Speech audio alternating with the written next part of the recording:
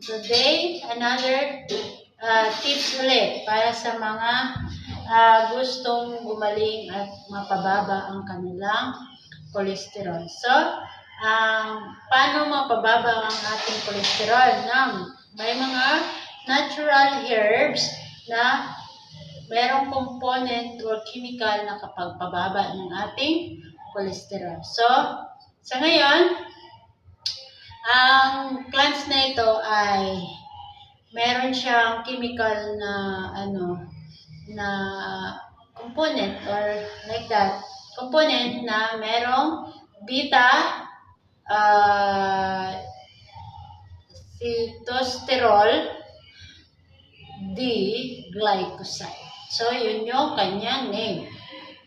Beta sitosterol D-glycoside. So, kung i-search sa Google, ito ay mga component o chemical na nakapag-regulate o nakapag-normalize ng mga cholesterol.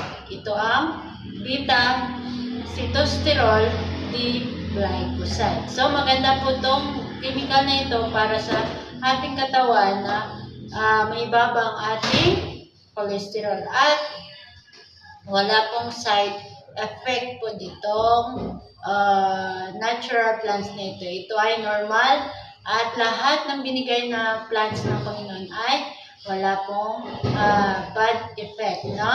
Kapag atin ang sinunod na ang tamang paggamit nito. So, sa Panginoon ng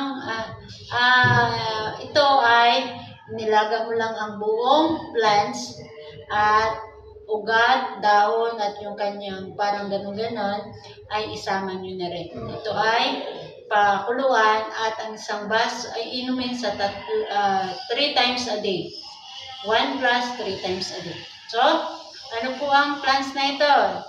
So, ito na po ang plants na Bermuda grass or sa amin tinatawag itong Carabao grass. Ito po ang ating plants or natural plants na makakatulong upang ibaba ang ating cholesterol. At ito lang, have a nice day!